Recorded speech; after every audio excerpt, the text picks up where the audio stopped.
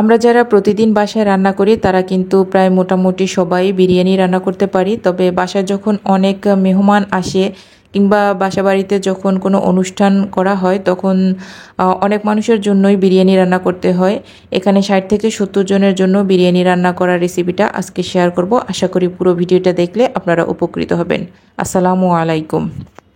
বিরিয়ানিটা রান্না করার জন্য এখানে 3 কেজি পরিমাণে পেঁয়াজ কুচি করে নেওয়া হয়েছে আর হাফ কেজি পরিমাণে আদা ব্লেন্ড করে নেওয়া হয়েছে আর নেওয়া হয়েছে হাফ কেজি পরিমাণে বাদাম। এখানে কিন্তু 3 ধরনের বাদাম ইউজ করা হয়েছে, আপনারা চাইলে একটা বাদাম দিয়েও করতে পারেন।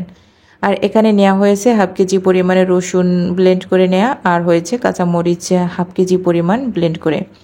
এরপরে এখানে নিয়েছি কালো গোলমরিচ, সাদা গোলমরিচ, দারুচিনি, এলাচ, জয়ফল, জয়ত্রী।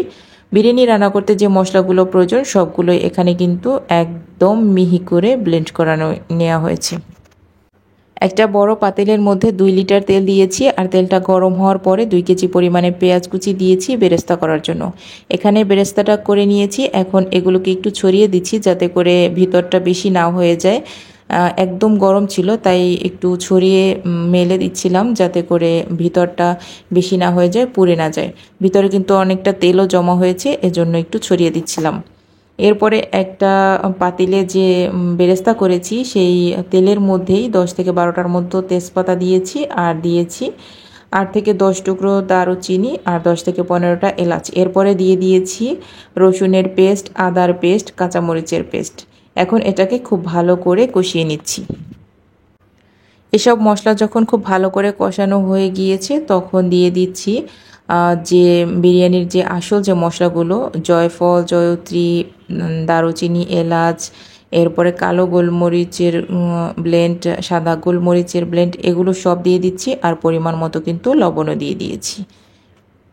এখন সব মশলাগুলোকে খুব ভালো করে কষিয়ে নিয়েছি, তেলটা কিন্তু উপরে উঠে এসেছে। এই সময়ে আমি খাসির মাংসটাকে দিয়ে দিচ্ছি। এখানে কিন্তু 10 কেজি পরিমাণে খাসির মাংস আছে, চাইলে একটু বাড়িয়ে কিংবা কমিয়ে নেওয়া যায়, তবে 10 কেজিটাই পারফেক্ট ছিল।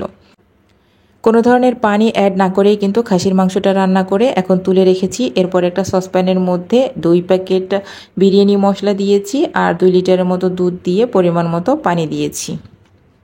পানিটা ফুটে উঠলে 10 কেজি পরিমাণে চাল দিয়ে দিয়েছি আর এরপরে মাংসটা দিয়ে কিছুক্ষণ নেড়ে চেড়ে ঢেকে দিচ্ছি।